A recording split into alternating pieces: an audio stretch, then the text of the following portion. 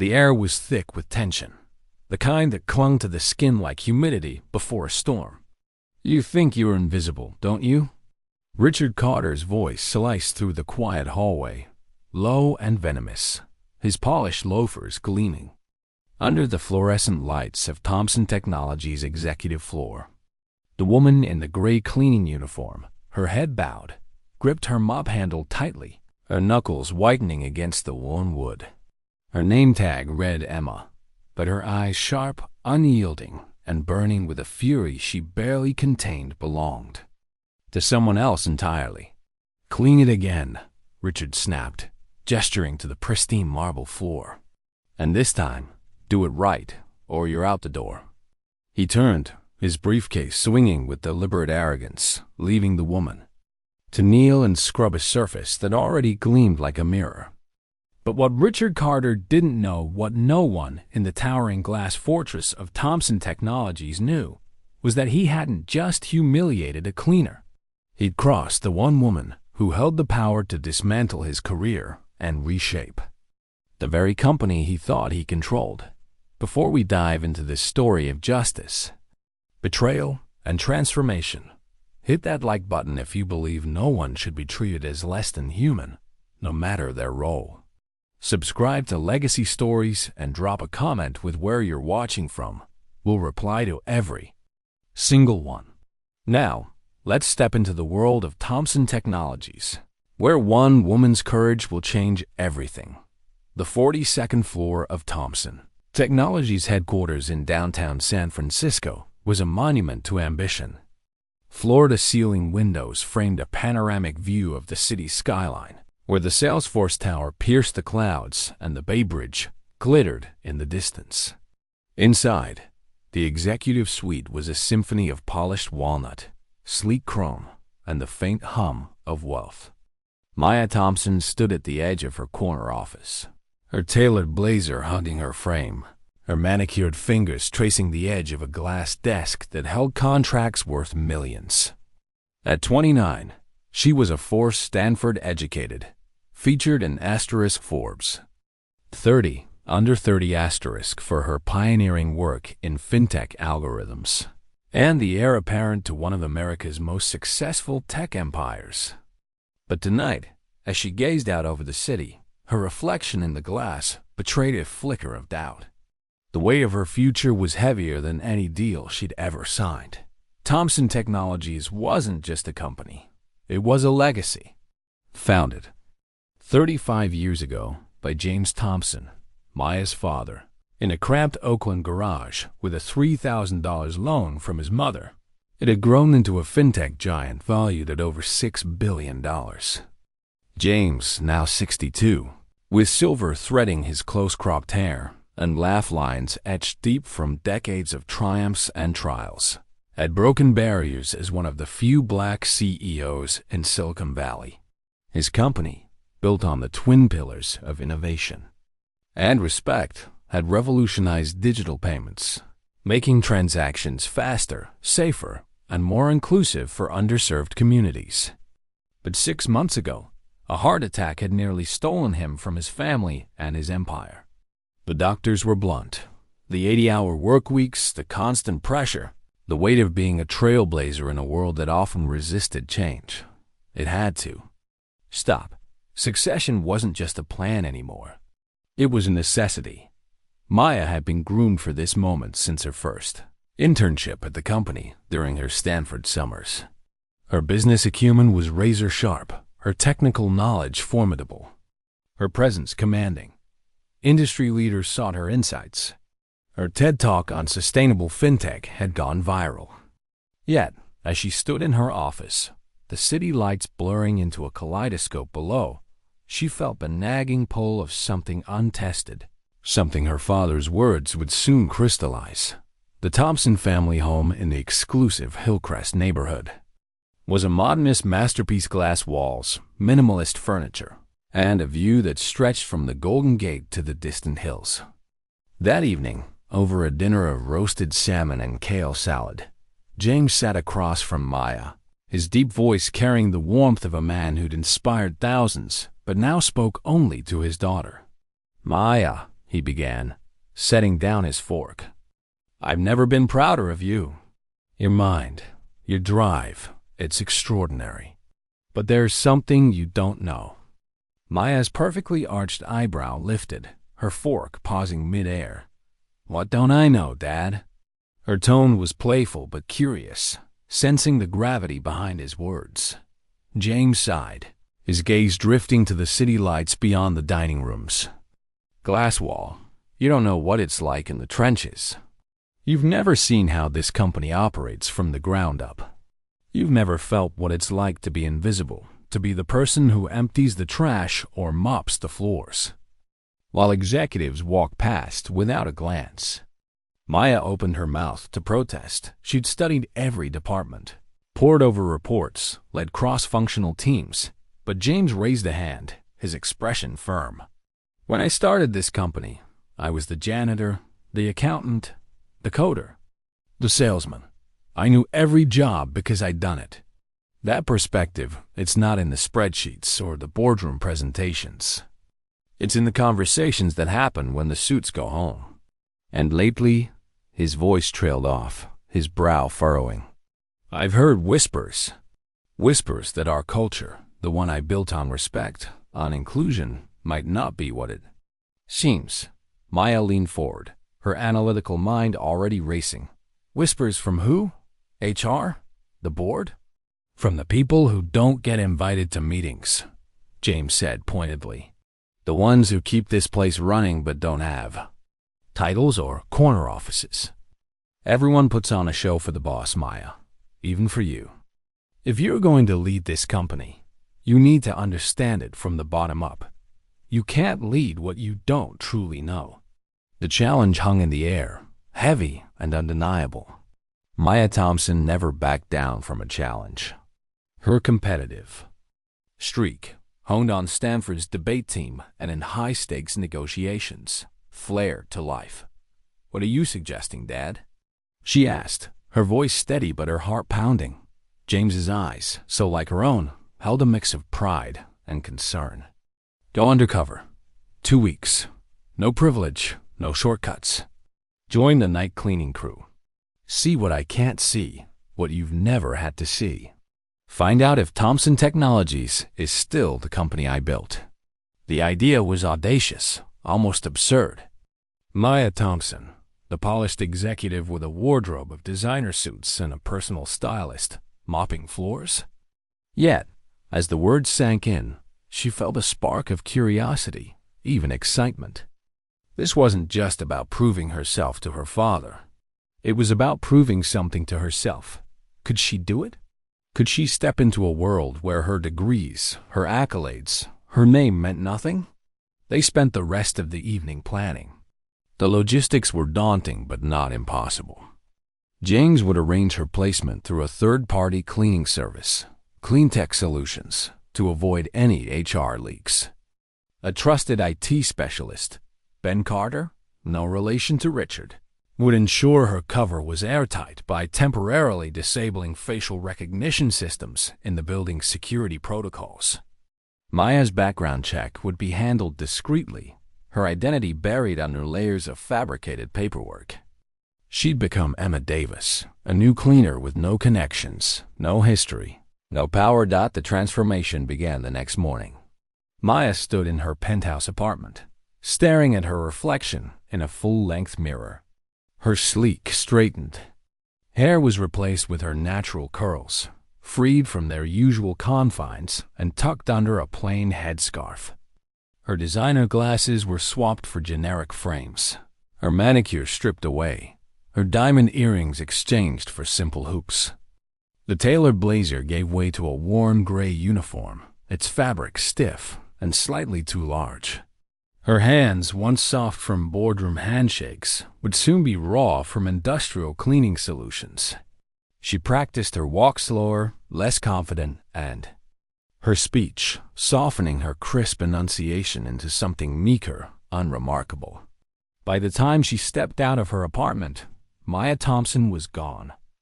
Emma Davis had taken her place as she rode the BART train to Thompson Technologies for her first shift. Maya's stomach churned with a mix of nerves and determination. She wasn't just stepping into a new role. She was stepping into a new world. The headlines she'd skimmed that morning echoed in her mind. Tech giants face scrutiny over workplace discrimination. AI automation threatens low-wage jobs. Silicon Valley's diversity promises fall short. These weren't just news stories. They were the stakes of her mission. Thompson Technologies had long prided itself on being different, on being a beacon of inclusion in an industry plagued by scandals. But was it? Or had the values her father championed been eroded by ambition, greed, or neglect?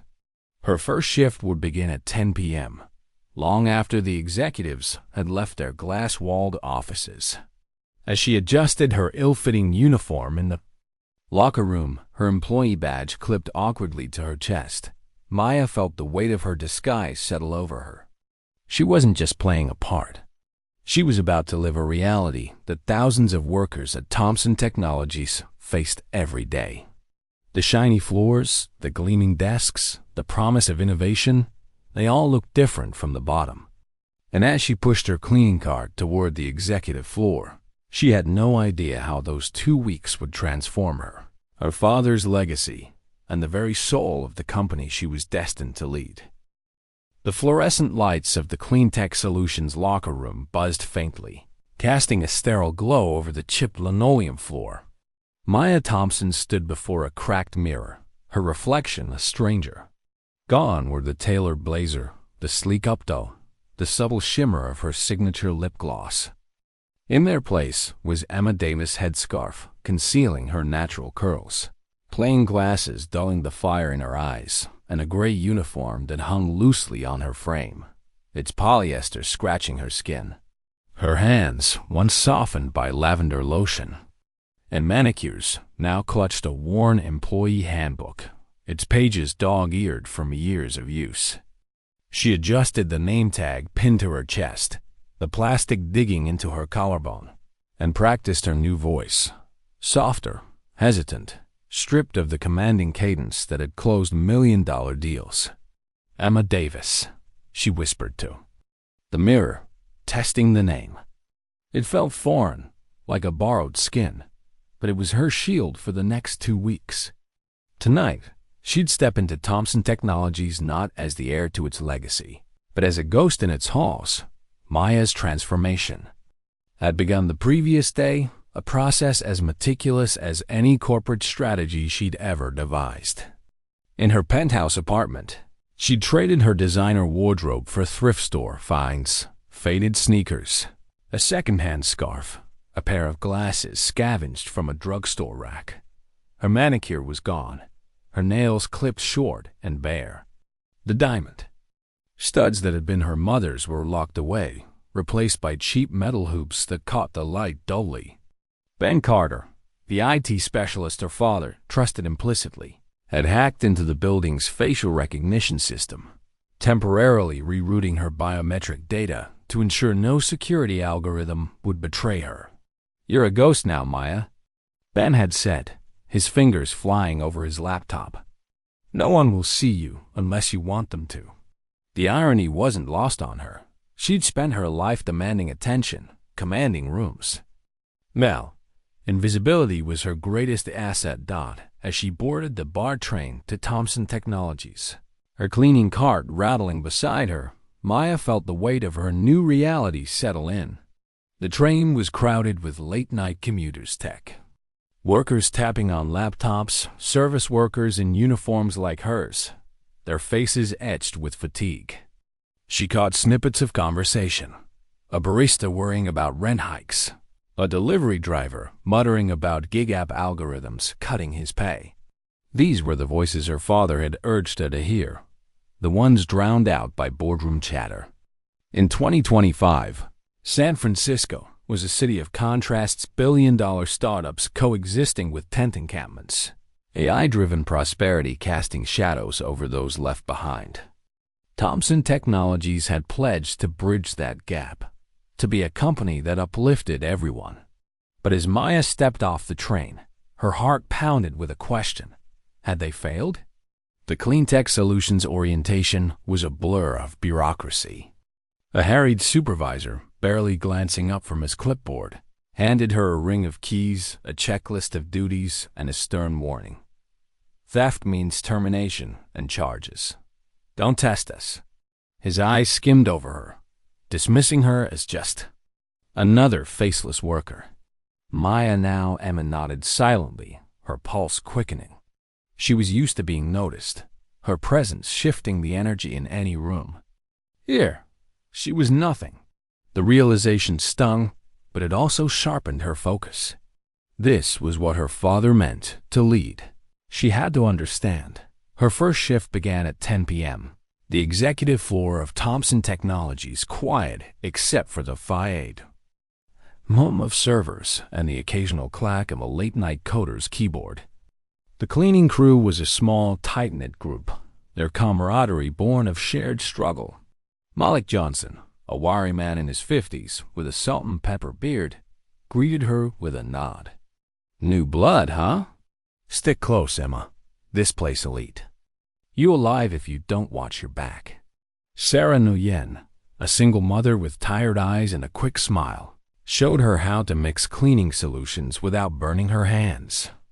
Luis Garcia, a recent immigrant from Guatemala, spoke little but offered her a protein bar when her stomach growled.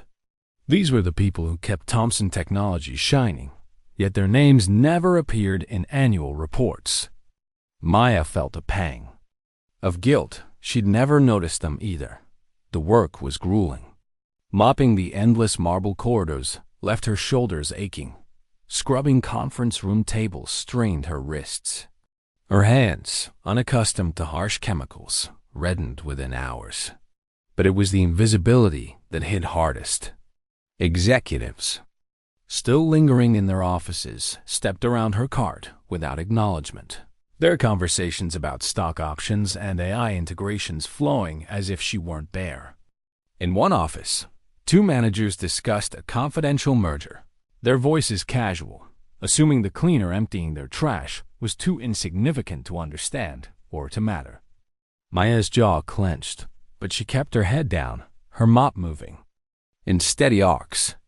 She was Emma now, and Emma didn't speak unless spoken to Dot by midnight. The patterns began to emerge. The cleaning crew worked in silence, their efficiency honed by necessity. Malik whispered warnings about certain managers. Watch out for Carter. He's got a mean streak, while Sarah shared stories of unpaid overtime and ignored complaints. Luis, his English halting, pointed to a poster in the break room. Thompson Technologies, where every voice matters. He snorted softly. They don't mean us. The words landed like a stone in Maya's chest. Her father's company, built on inclusion, was failing its most vulnerable workers. A new layer of tension crept into the night when Sarah mentioned the rumors. They're testing cleaning robots, she said, her voice low as they refilled their carts. Some AI thing. They say it'll save costs, but it means half of us could be gone by next year. Maya's stomach twisted. She knew about the pilot program. Her own team had approved the budget for AI-driven automation, pitched as a way to optimize operations. She hadn't considered what it meant for people like Sarah, Malik, or Luz. The headlines she'd read about job losses in the tech sector suddenly felt personal, urgent. In 2025, automation wasn't just a buzzword. It was a threat to livelihoods, especially for low-wage workers already stretched thin by skyrocketing costs of living. As the night wore on, Maya began to see Thompson Technologies through new eyes. The gleaming lobby, the state-of-the-art conference rooms, the espresso machines humming in every break room. They were built on the labor of people like Emma Davis, people who were ignored, underpaid, and now potentially replaceable by machines. She thought of her father's words, "You can't lead what you don't truly understand." She'd expected to learn about operations, maybe uncover inefficiencies. She hadn't expected to feel a mix of anger, shame, and a fierce determination to see the truth. No matter how ugly Dot by the end of her first shift, Maya's hands were calloused, her back ached, and her uniform was damp with sweat. She stood in the locker room, peeling off her gloves when Malik approached. "You did all right, Emma," he said, his voice gruff but kind. "Keep your head down, and you'll survive." Survive. The word lingered as she rode the BART home, the maze, city's lights blurring past. She wasn't here to survive. She was here to uncover, to expose, to change. As she stepped into her apartment, the contrast between Emma's world and Maya's was stark. The plush carpet under her feet, the skyline view from her floor-to-ceiling windows. She sank onto her couch, her cleaner's uniform folded beside her, and made a silent vow. 2 weeks. She'd give it everything, every ache, every insult, every truth. Because if Thompson Technologies was broken, she was the one who'd fix it. The marble floor of Thompson Technologies' executive corridor gleamed like a sheet of ice under the harsh fluorescent lights, reflecting the faint shadow of Emma Davis as she pushed her cleaning cart. The air smelled of lemon-scented polish and ambition. But to Maya Thompson, hidden beneath the gray uniform and headscarf, the scent was a bitter reminder of her new reality. Her hands, now rough from 2 nights of scrubbing, gripped the mop handle with a determination that belied her aching muscles. It was her 3rd shift, and the novelty of her undercover mission had given way to a bone-deep exhaustion. Yet, as she moved methodically down the hall, her eyes scanned every detail. The polished nameplates on office doors, the faint hum of servers behind glass walls, the careless chatter of late-night executives who didn't see her. She was invisible, but she was watching. And tonight she'd learned just how deep the cracks in her father's company ran. The clock on the wall read 11:15 p.m., and the 42nd floor was nearly deserted. Most of the C-suite had gone home, leaving only a few stragglers, coders burning the midnight oil, analysts prepping for morning presentations. Maya had just finished mopping the east wing when the sharp clack of leather shoes echoed behind her. She didn't need to turn to know who it was. Richard Carter, operations manager, had a walk that announced his presence like a drumbeat, deliberate, authoritative, designed to intimidate. At 47, he was a man who thrived on control, his pressed suits and meticulously styled hair projecting an image of unassailable competence. To the executive team, he was a results-driven leader. To the cleaning crew, he was a tyrant. Emma isn't it? His voice cut through the silence, clipped and cold. Maya turned slowly, keeping her posture deferential, her eyes lowered. "Yes, sir," she replied, her voice soft but steady, the cadence of Emma Davis masking the fire of Maya Thompson. Richard stood with his arms crossed, a leather portfolio tucked under one elbow, his gaze sweeping the floor with exaggerated scrutiny. "This is unacceptable," he declared, pointing to a spot near the conference room door. "You call this clean? I could write my name in the dust." Maya's eyes flicked to the marble, spotless under the lights. There was no dust, no smudge, nothing but her own reflection staring back. Her jaw tightened, but she swallowed the urge to challenge him. "I'll go over it again, sir," she said, reaching for her mop. "Not good enough?" Richard snapped, stepping closer. Without warning, he reached into his portfolio, pulled out a half-empty coffee cup, and tilted it deliberately, letting the dark liquid splash across the floor she'd spent the last hour perfecting. The coffee pooled in sticky rivulets, staining the marble and soaking the hem of her uniform. "Now you've got something real to clean up," he said, a smirk tugging at his lips. "Maybe this'll teach you to do it right the first time. Or maybe we should just replace you with one of those robots we're testing. They don't make mistakes." The words hit like a slap, not just for their cruelty, but for what they revealed. Maya knew about the AI cleaning robots her own strategic planning team had greenlit the pilot program, sold on promises of efficiency and cost savings. She hadn't considered the human cost until Sarah's warning the previous night. The fear in her voice as she spoke of layoffs looming like a storm cloud. In 2025, automation was reshaping industries, and San Francisco's tech sector was ground zero. Headlines screamed about job losses. AI displaces thousands in service sector. Tech giants prioritize profits over people. And now, Richard's taunt made it personal. He wasn't just humiliating her. He was weaponizing the company's future against its most vulnerable workers. Maya knelt, her mop soaking up the coffee, her hands trembling not with fear but with rage. In her role as executive VP, she could have fired Richard with a single email.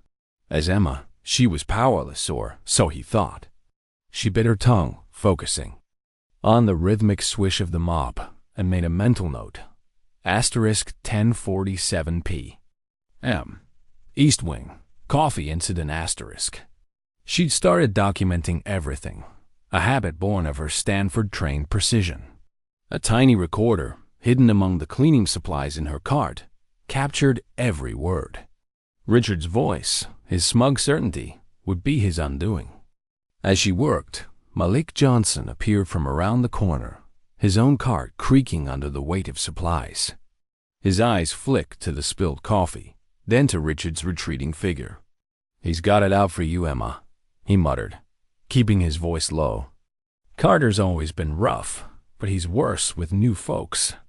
Especially," he hesitated, his gaze softening, "especially folks who look like us." Maya paused, her mop still. "What do you mean?" she asked, though she already knew. As a black woman, she'd faced microaggressions her whole career, subtle slights in boardrooms, assumptions about her credentials. But this was different. This was raw, deliberate. Malik sighed, wiping his brow. "I've been here 10 years. Seen plenty of cleaners come and go. Carter's got a pattern. He rides hardest on the black and Latino crews. Last month, he got Maria fired for sloppy work. Same kind of nonsense he's pulling with you. She was a single mom.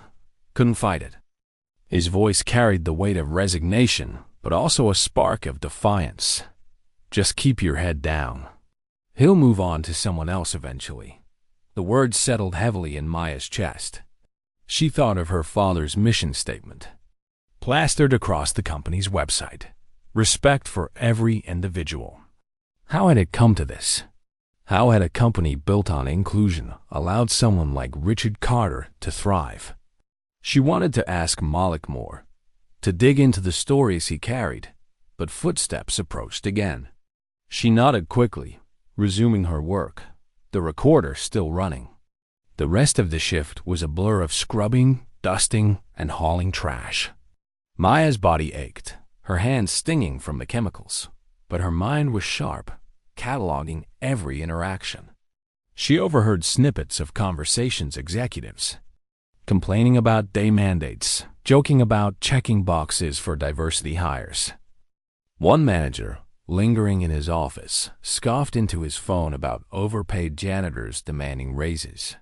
The casual disdain was a revelation. Maya had sat in boardrooms where inclusion was championed, where glossy reports touted Thompson Technologies' commitment to equity. But here, in the shadows of the night shift, the truth was uglier.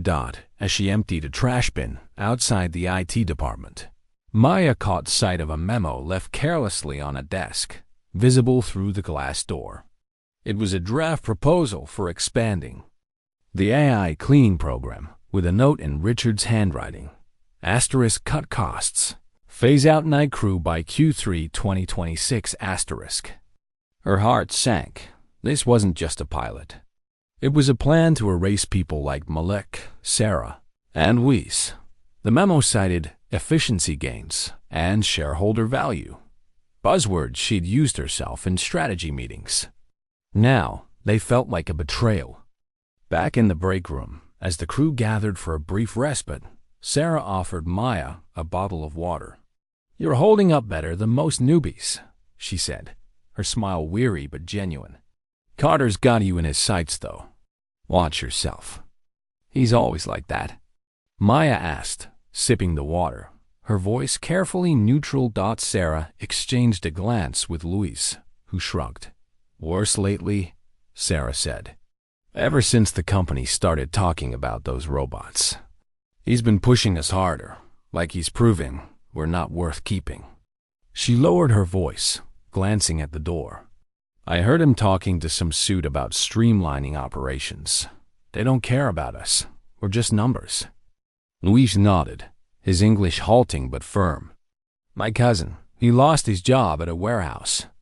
Robots. Now he's driving Uber. Barely makes rent. This city. He trailed off, shaking his head. Maya's mind raced. She'd seen the budget reports, approved the AI trials without a second thought. But now, standing in this cramped break room, surrounded by people who'd become more than colleagues in just a few nights, she saw the human cost. In 2025, San Francisco was a battleground of progress and displacement, where tech giants like Thompson Technologies shaped the future while leaving workers like Sarah and Louise behind. The headline she'd skimmed: "Tech boom widens inequality. Gap. Low-wage workers struggle in Silicon Valley."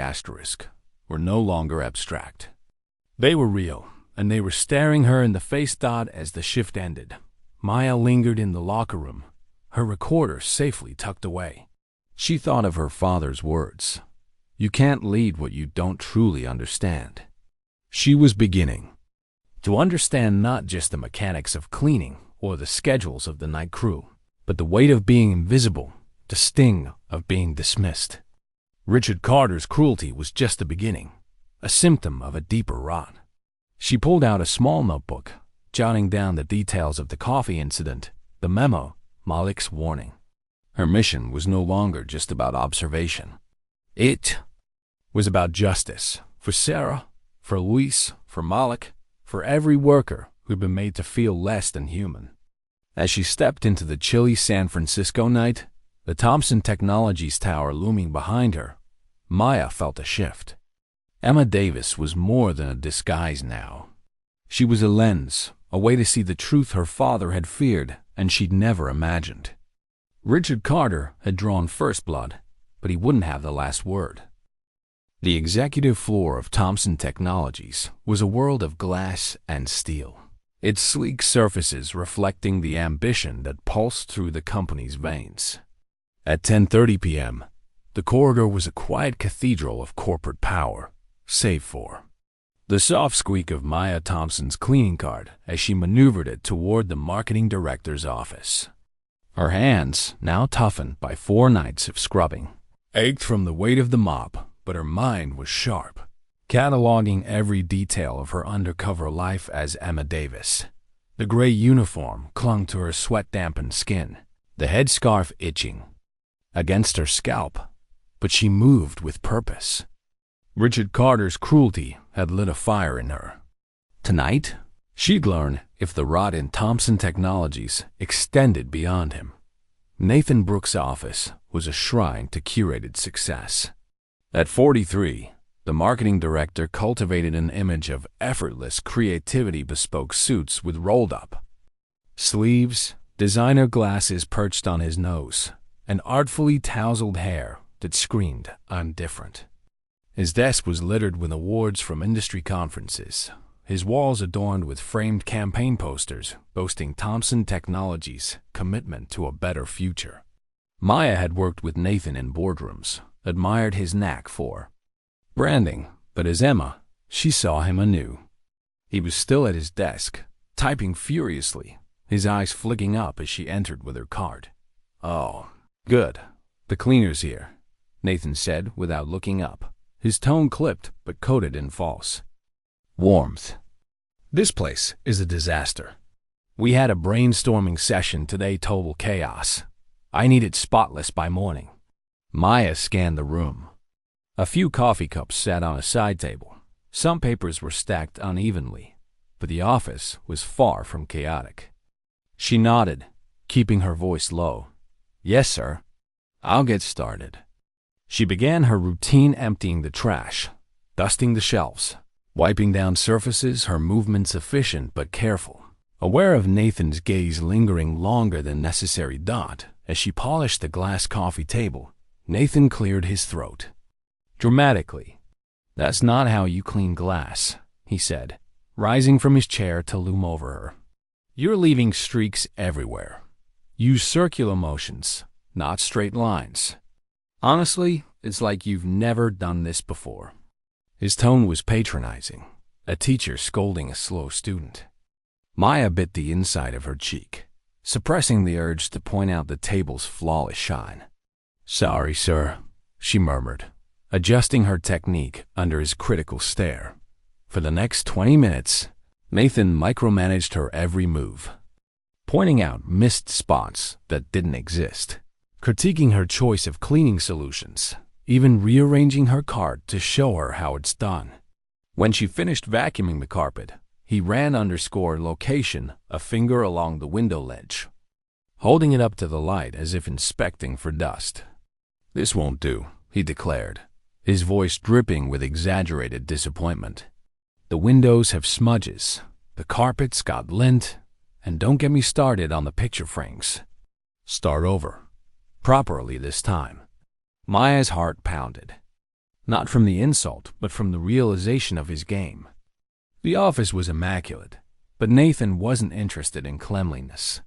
This was about power, about asserting dominance over someone he deemed beneath him. She nodded, her voice steady despite the anger simmering beneath her disguise. "Yes, sir." As she began again, Nathan returned to his desk, a satisfied smirk flickering across his face. The cleaning, originally a 20-minute task, stretched into an hour, leaving her behind schedule and scrambling to finish her other assignments. Later, in the break room, Sarah Nguyen confirmed what Maya suspected. "Brooks does that to everyone," she said, her voice low as she sipped instant coffee. "He'll make you redo everything, then complain anyway. Last week, he had Louis clean his office 3 times because of smudges only he could see. It's like he enjoys it." Louis nodded, his jaw tight. "He left paper clips on the carpet once, then said I didn't vacuum right. I stayed till 2 a.m. fixing it." The stories piled up, each one a brick in the wall of systemic disrespect Maya was beginning to uncover. The next night, Maya decided to test the company's reporting structure. If Thompson Technologies truly valued dignity, as its mission statement claimed, surely HR would address Richard Carter's coffee spilling stunt. She waited until her lunch break, when the cleaning crew huddled in the basement break room, and slipped away to the HR office on the 10th floor.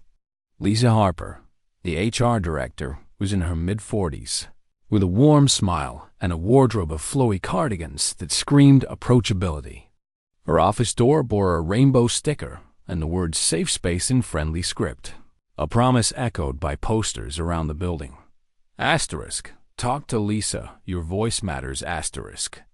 Lisa welcomed Maya, still Emma, with a smile that seemed genuine, offering her a seat and a cup of coffee from a Keurig machine. "What can I do for you, Emma?" she asked, her tone warm but practiced. "You're new to the cleaning crew, right?" Maya nodded, her hands folded in her lap to hide their slight tremble. She recounted the coffee incident with Richard, keeping her voice factual, unemotional, the way she'd advise any employee in her executive role. "He poured coffee on the floor I just cleaned, ma'am. Told me to do it again. Said something about robots being better than me." It felt personal.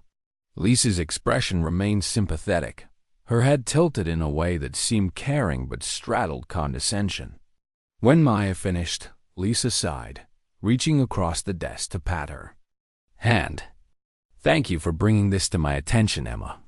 We take workplace concerns seriously at Thompson Technologies." Her voice was smooth, rehearsed, corporate. "But I think there is some confusion here. Richard Carter has high standards. He's operations, after all. His communication can be direct, but it's not personal. You're new, and as a cleaner, you need to understand your role in a company like this. It's different from other employees. The words landed like a slap, their meaning clear beneath the polite veneer. You don't count. Maya's stomach churned, but she kept her face neutral. So, nothing will be done? She asked, her voice steady. Lisa's smile tightened, her tone turning advisory.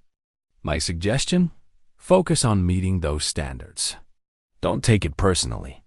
In corporate environments, thick skin is key. She leaned forward, lowering her voice as if sharing a secret. Between us, Richard's under pressure with this AI project. He's not targeting you specifically. Just do your job, and it'll blow over. Maya thanked her, rising to leave, the safe space sticker mocking her as she exited. In her pocket, her phone had recorded every word, a precaution she'd taken after Richard's stunt. Lisa's dismissal wasn't just negligence. It was complicity. Later, digging through HR records left on a copier, Maya found evidence of Lisa's ties to Richard and Nathan emails, hinting at favors, promotions pushed through without scrutiny. The HR system, meant to protect employees, was a facade. Back in the break room, Maya confided in Sarah, who wasn't surprised. HR's useless, Sarah said, her voice bitter. I tried reporting a manager last year for yelling at me in front of everyone. Lisa said I misunderstood his passion. Meanwhile, I'm working 2 jobs to cover my kids' medical bills. Her words echoed the headlines Maya had read. Healthcare costs crush low-wage workers. Tech firms face lawsuits over workplace harassment. In 2025, these weren't just stories. They were Sarah's life, Lucy's fears, Malik's resignation, Maya's. Nights took on a new rhythm. She worked alongside the crew, learning their stories. Sarah's struggle to afford insulin for her daughter, Lucy's fear of deportation despite his work visa, Malik's quiet pride in sending his son to community college. Their resilience fueled her resolve. She began slipping her recorder into her cart's hidden compartment, capturing Nathan's petty critiques, Lisa's dismissive platitudes. Each incident was a thread in the tapestry of Thompson Technologies' broken culture. As she rode the BART home, the city's lights blurring past, Maya felt the weight of her dual identity. As Emma, she was powerless, a target for Nathan's games and Lisa's apathy. As Maya, she held the power to change it all, but only if she could endure. She opened her notebook, adding Nathan's name beside Richard's, her pen pressing hard. Enough to tear the page. The truth was uglier than she'd imagined, but she was just getting started. The 38th floor of Thompson Technologies was a cathedral of ambition. Its main conference room a sleek expanse of glass and walnut where deals were struck and futures decided. At 9:45 p.m., the air was heavy with the scent of dry erase markers and stale coffee, the remnants of a late-night sales meeting. Maya Thompson, disguised as Emma Davis, pushed her cleaning cart toward the room, her hands raw from nights of scrubbing, her heart pounding with the weight of her mission. The gray uniform clung to her, the headscarf a constant itch against her scalp, but her eyes were sharp, scanning for the next piece of the puzzle. Richard Carter's cruelty and Nathan Brooks' petty dominance had shown her the cracks in her father's company. Lisa Harper's dismissal had revealed a broken system. But tonight, as she neared the conference room, Maya would face a reckoning that would redefine her purpose. Claire Morgan, the 46-year-old senior vice president of sales, was a legend in the fintech world. Her team's record-breaking deals had propelled Thompson Technologies to the forefront of the industry, her conference keynotes drawing standing room-only crowds. Her sharp features and tailored power suits exuded confidence, but her reputation for ruthless negotiation hinted at a darker edge. Maya had admired Claire from the boardroom, respecting her ability to close impossible contracts. But as Emma, she saw only the woman pacing the conference room, her voice slicing through the air as she berated her junior sales team. Maya hesitated at the door, checking her schedule. The room was slated for cleaning at 9 p.m., but Claire's meeting had overrun. She knocked lightly, her cart positioned to avoid blocking the hallway. A junior salesperson opened the door, his face pale, and waved her in. "Sorry, we're almost done," he muttered, avoiding her eyes. Maya nodded, keeping her posture deferential, and began wiping down a side table, staying as unobtrusive as possible. Claire's voice cut through the room like a whip. "Excuse me, where do you think you're going?" Her tone was sharp enough to halt Maya mid-motion. The sales team froze, their laptops and notes forgotten. As Claire stepped toward her, her heels clicking on the hardwood floor. "I'm sorry for interrupting, ma'am," Maya said, her voice steady but soft. The practiced cadence of Emma Davis. "This room's scheduled for cleaning at 9. I can come back when you're finished." In any normal workplace, that would have ended in a polite deferral, a professional response. But Claire Morgan didn't operate by normal rules. Her eyes narrowed, her lips curling into a sneer. "How dare you disrupt my meeting?" she snapped, closing the distance between them. Her voice carried, loud enough for the glass walls to amplify it to nearby offices. "Do I have to waste my time explaining basic courtesy to someone who cleans toilets for a living?" The words stung, but Maya held her ground, her heart racing. She'd endured Richard's coffee spill, Nathan's micromanaging, Lisa's condescension, but this was different. The air in the room crackled with Claire's authority, her presence commanding silence from the 6 junior salespeople hunched over their laptops. They stared at their screens, the ceiling, anywhere but at Maya, their silence a tacit endorsement of Claire's outburst. "With all due respect, ma'am," Maya said, her voice quiet but firm, the first crack in Emma's deference showing through. "I'm following the building's protocol. If there's a conflict with the schedule, facility management should be notified so we can adjust. I'm just trying to do my job, same as you." The room went deathly still. The salespeople's eyes widened, their breaths held, as if a bomb had been dropped. Claire's face froze, her shock giving way to fury. A cleaner, someone she'd dismissed as invisible, had dared to speak back, and with an articulate calm that mirrored Maya's boardroom poise. For a moment, Maya thought she'd miscalculated, that Claire might recognize her. But the vice president's rage blinded her to anything but the challenge. Without warning, Claire's hand swung out in a sharp arc, the crack of her palm against Maya's cheek echoing through the silent room. The force snapped Maya's head to the side, sending her stumbling against her cart, bottles clattering to the floor. Pain bloomed across her face, hot and stinging, but it was the shock that stole her breath, the raw, physical violation in a place where she'd once commanded respect. "Don't you ever talk back to me," Claire hissed, her voice low and venomous. "You are nothing here. Nothing. Clean this room now, or don't bother coming back tomorrow." The salespeople remained silent, their eyes averted, their cowardice as violent as Claire's hand. Maya's cheek burned, her vision blurring with unshed tears, but her mind was clear. In her years at Stanford, in boardrooms and negotiations with global tycoons, she'd never faced such a blatant assault. As Maya Thompson, she could have ended Claire's career with a single call. As Emma Davis, she was powerless, or so Claire thought. The impulse to rip off her headscarf, to reveal herself and unleash hell, was nearly overwhelming. But something deeper held her back, a discipline forged in nights of scrubbing floors, of swallowing insults, of listening to Sarah, Malik, and Louise. This wasn't just about her. It was about them, about every worker made to feel less than human. "I'm sorry, ma'am," Maya mumbled, lowering her eyes, her voice trembling just enough to sell the act. She began cleaning, wiping down surfaces with mechanical precision, the red mark on her cheek a searing reminder of her mission.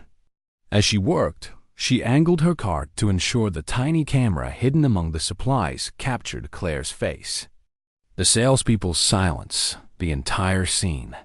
The recorder in her pocket hummed, preserving every word. Later, in the break room, Malik noticed the mark on her cheek and pulled her aside.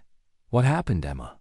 he asked, his voice low, his eyes scanning the room for eavesdroppers.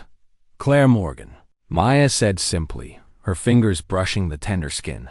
"I spoke up. Shouldn't have." Malik's jaw tightened. "She's bad news. Worse than Carter. Last year, she screamed at Louise so bad he quit for a week. Came back 'cause he couldn't afford not to." He shook his head. "You gotta stay invisible, Emma. People like her, they don't see us as people." The words cut deeper than the slap. Maya thought of her father's vision. The posters, proclaiming every voice matters. She thought of the headlines dominating 2025. Tech exec faces assault allegations. Workplace abuse sparks outrage. Claire's actions weren't just personal. They were a symptom of a culture that rewarded power and punished vulnerability. But as Maya cleaned the conference room, she overheard something that shifted her mission entirely. Claire, back at the table, was on a call, her voice low but audible. "The deal's moving forward," she said, glancing at her team. "Our friends in Shanghai are ready to pay big for the data. Just make sure the old man doesn't catch wind before the transition." The salespeople nodded, their discomfort palpable, but their loyalty unquestioned. Maya's heart raced. Shanghai? Data? This wasn't just about workplace abuse. It was corporate espionage, a betrayal that could cripple Thompson Technologies and her father's legacy. She adjusted her card, ensuring her camera caught Claire's profile, and jotted a note in her mind. 9:57 p.m., conference room. Claire Morgan, Shanghai deal. The conspiracy was bigger than she'd imagined, and Claire was at its heart. But as she mopped, another threat emerged. Malik approached her later, his face grim. "Carter was asking about you, Emma. Said someone saw you lingering near his office last night. Told me to warn you, don't cause trouble, or you're out. Watch your back." The warning sent a chill down her spine. Richard knew she was watching, or at least suspected it.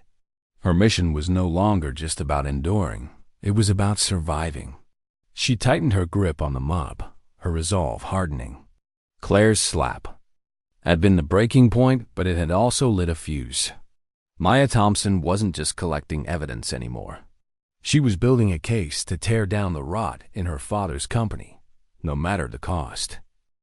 The basement break room of Thompson Technologies smelled of burnt coffee and bleach, a stark contrast to the polished opulence of the executive floors above. Maya Thompson, still cloaked in the identity of Emma Davis, sat on a folding chair. Her hands wrapped around a chipped mug of instant coffee that tasted more like regret than caffeine.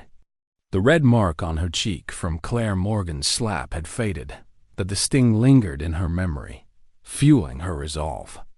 Her gray uniform was damp with sweat, her headscarf slightly askew, but her eyes burned with purpose.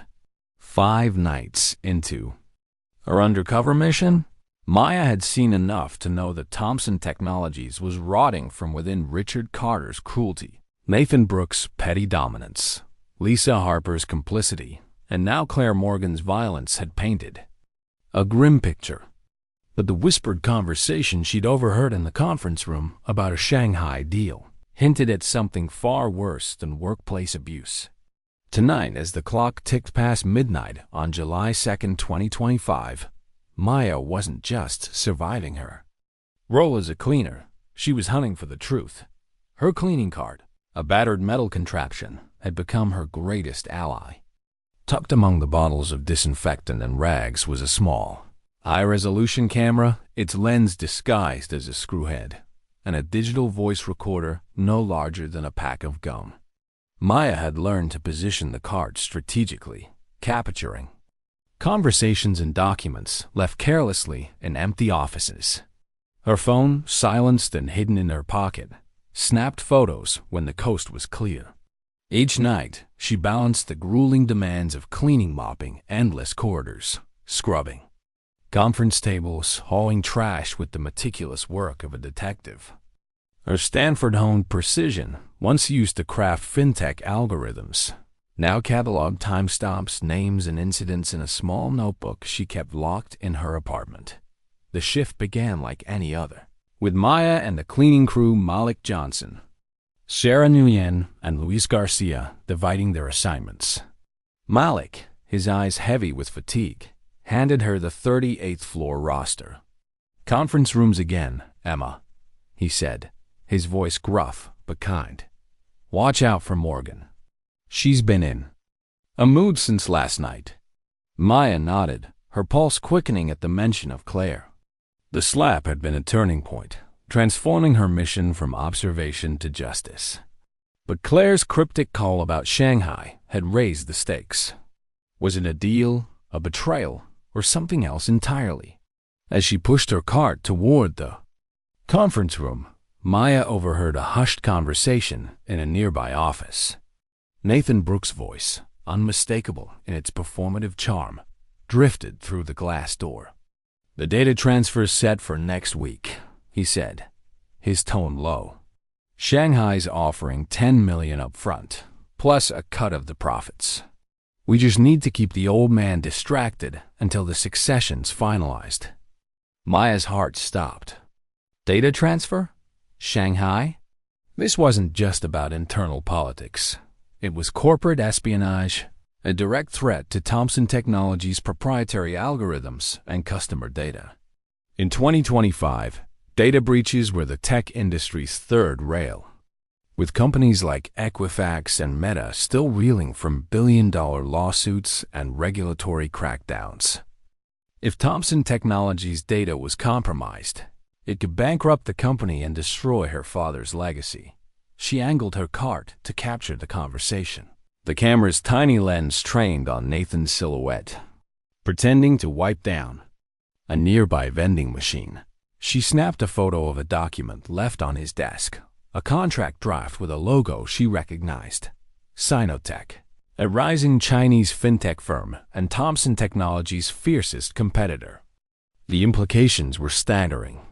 Nathan, Claire, and possibly others were selling sensitive data, likely to undermine her father, James Thompson. Before Maya's succession as CEO, her hands trembled as she jotted the details in her mental log. 12:14 a.m. Nathan Brooks, Sinotech contract, Shanghai deal. The discovery galvanized her.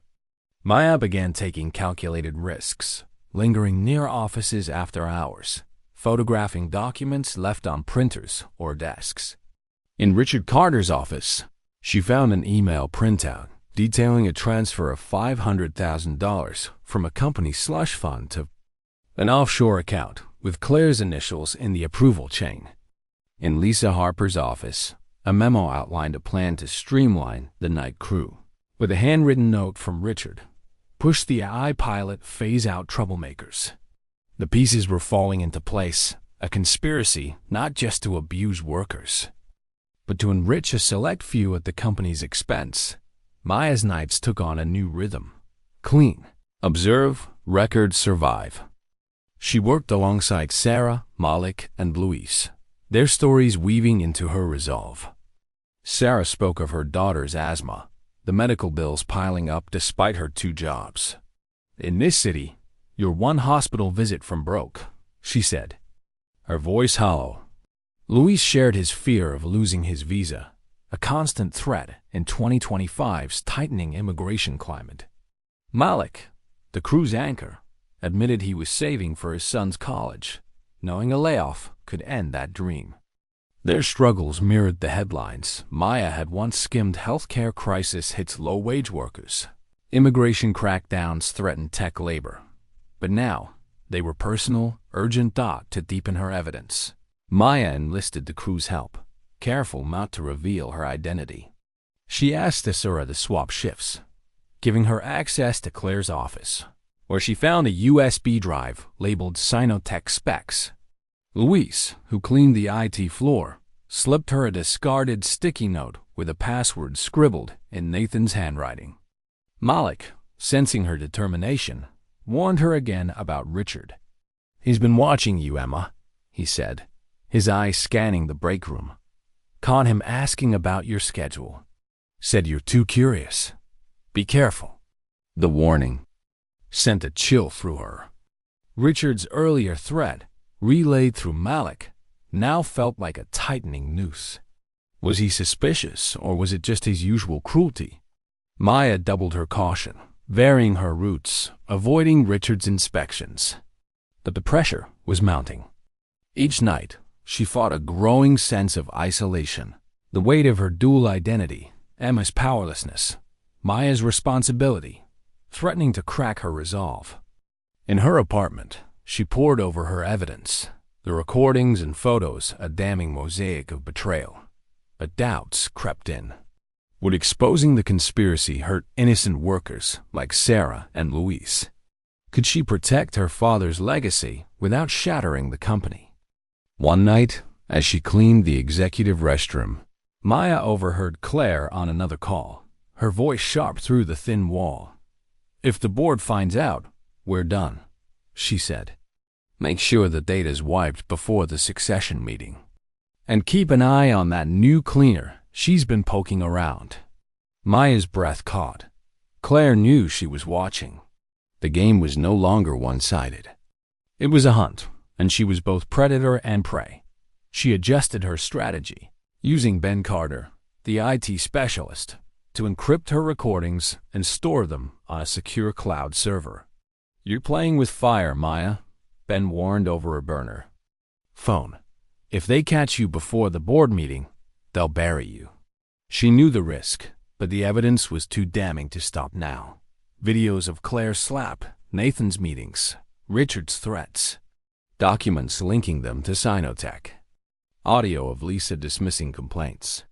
The conspiracy was in footballer, a conspiracy to oust her father, enrich themselves, and sell Thompson Technologies' future to a rival. As her second week undercover neared its end, Maya faced a pivotal choice.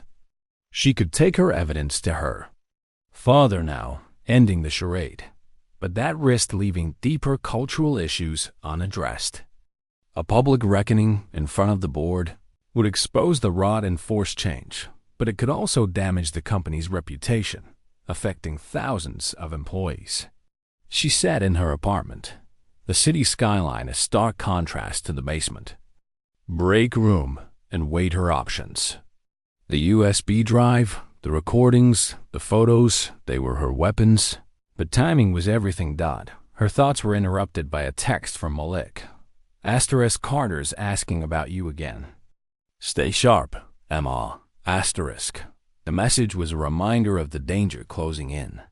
Maya clutched her notebook, her pen tracing the names: Richard Carter, Nathan Brooks, Claire Morgan, Lisa Harper. They'd underestimated her, seen only a cleaner. But Emma Davis was a fiction, and Maya Thompson was ready to fight.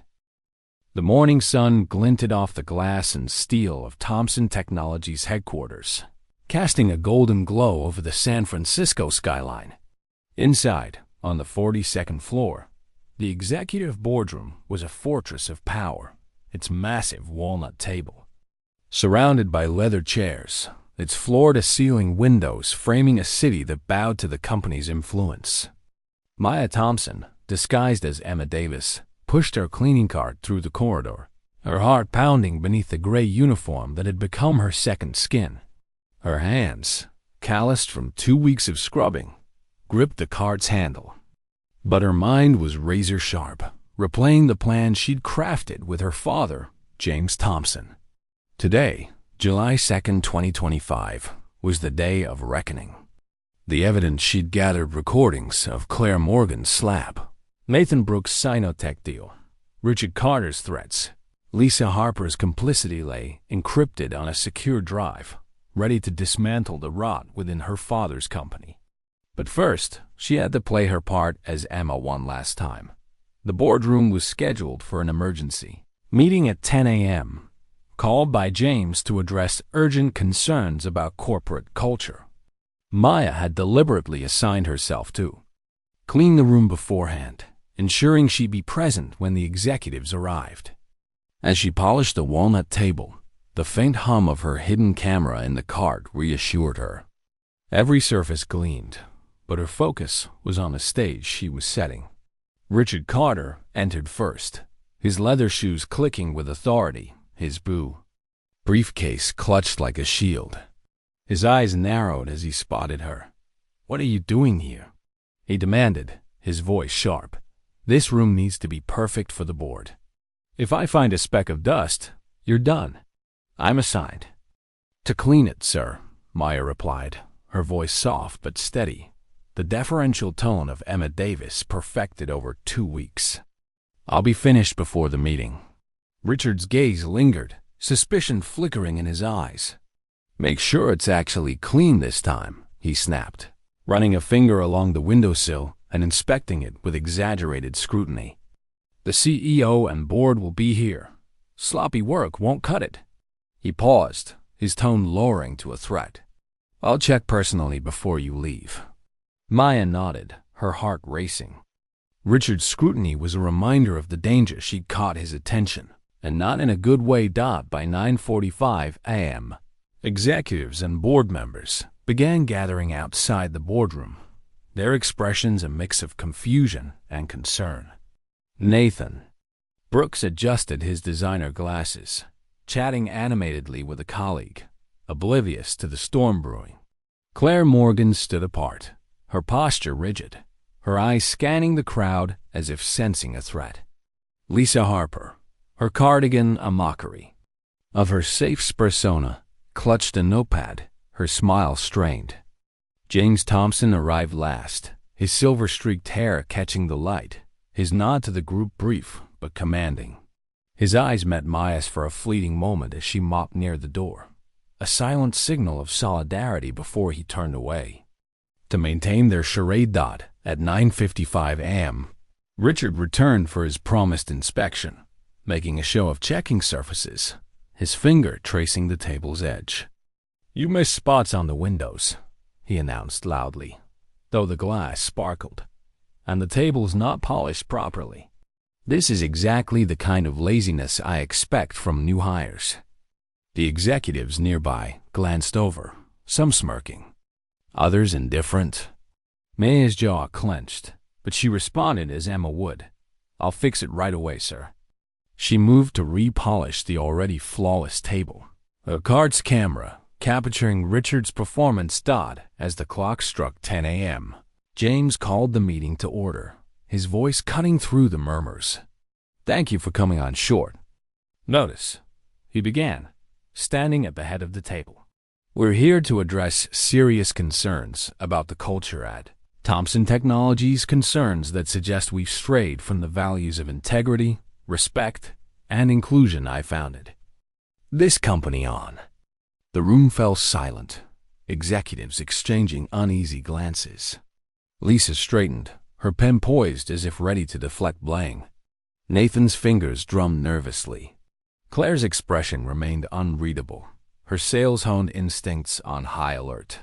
Richard, standing near the door, seized the moment to assert control. "Get out," he barked at Maya, gesturing toward her cart. "This is sensitive corporate business, not for the cleaning staff." All eyes turned to the unassuming cleaner in the gray uniform, expecting her to scurry away as ordered. The moment had arrived, the culmination of 2 weeks of humiliation, evidence gathering, and strategic patience. Maya set her mop against the wall with deliberate care, straightened to her full height, and turned to face the room. Her shoulders squared, her gaze locking onto Richard's with a calm authority that silenced the murmurs.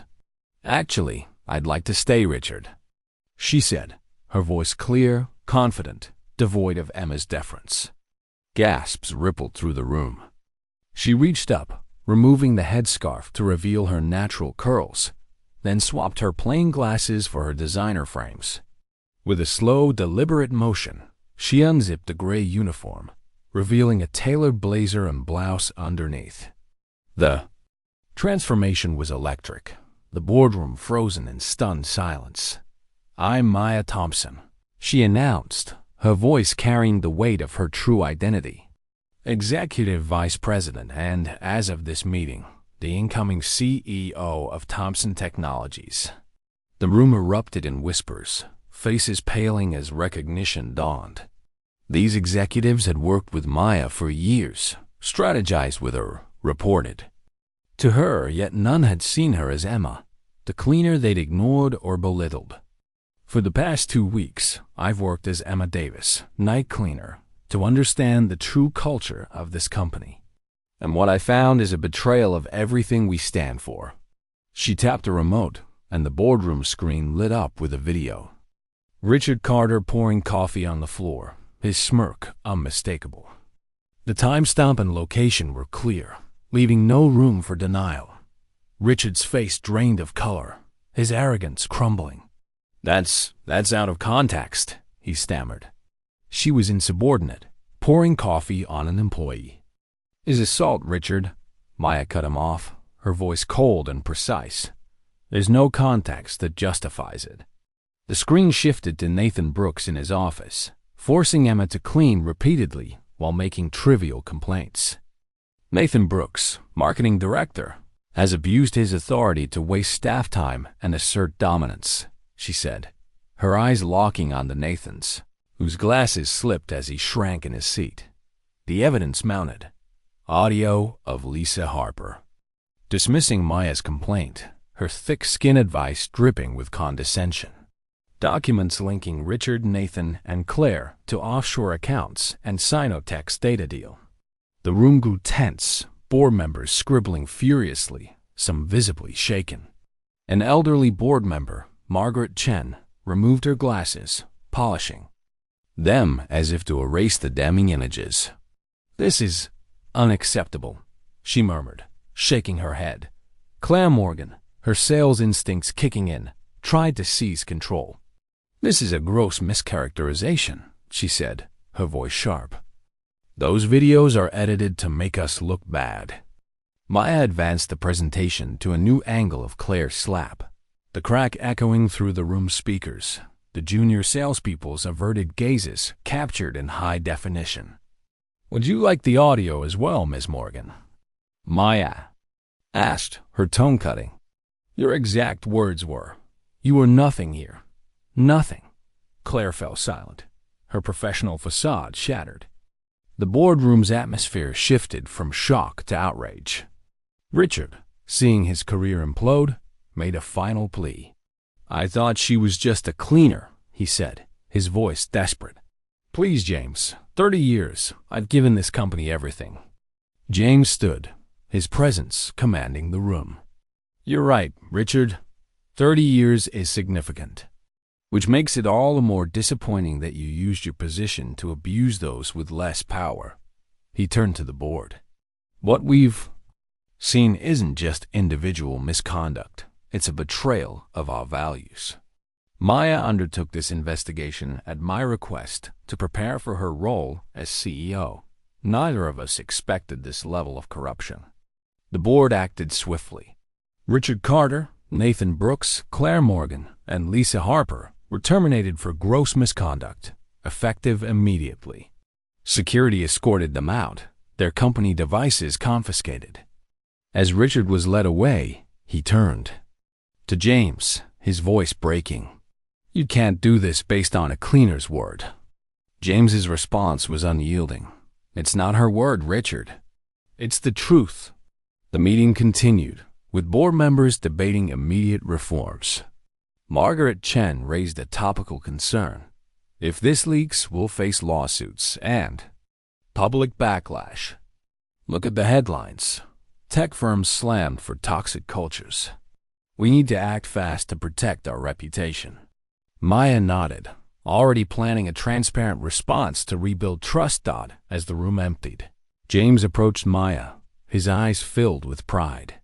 "You've done something I couldn't," he said quietly. "You've shown me what we've become and what we need to be." Maya clutched the gray uniform, its weight a reminder of the lessons she'd carry into her leadership. The battle wasn't over, but the truth was out, and Thompson Technologies would never be the same. The Thompson Technologies tower stood resolute against the San Francisco skyline, its glass facade reflecting the golden hues of a July 2025 sunset. Inside, on the 42nd floor, Maya Thompson stood in her father's former office, the space now hers. The walnut desk, once James Thompson's command center, held a single item, the gray cleaner's uniform, neatly folded, a silent testament to the journey that had transformed her. The city stretched out below, a tapestry of innovation and struggle. And Maya felt the weight of her new role as CEO, not just as a title, but as a mandate to rebuild what had been broken. 2 weeks as Emma Davis had exposed the rot within Thompson Technologies, Richard Carter's cruelty, Nathan Brooks' manipulation, Claire Morgan's violence, Lisa Harper's complicity, but it had also revealed the resilience of the invisible workforce that kept the company alive. Now, as she prepared to lead, Maya carried their stories with her, a compass for the changes ahead. The Boardroom Confrontation had been a seismic shift. The terminations of Richard, Nathan, Claire, and Lisa sent shockwaves through the company, but the aftermath was far from simple. Resistance came swiftly. Middle managers loyal to the ousted executives whispered dissent in breakrooms, while shareholders, spooked by the specter of public scandal, demanded assurances that Thompson Technologies stock wouldn't tank. Headlines in 2025 were unforgiving. Tech giants face reckoning over toxic workplaces. Data breaches threaten fintech leaders. Maya knew a single misstep could turn their internal reckoning into a PR nightmare. Yet she also saw opportunity, a chance to redefine the company's culture, not just for the C-suite, but for every worker. From coders to cleaners. Her first act as CEO was to meet with the night cleaning crew.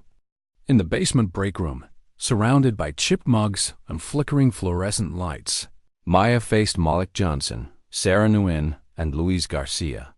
Without her disguise, she felt exposed, but their wary expressions softened when she thanked them.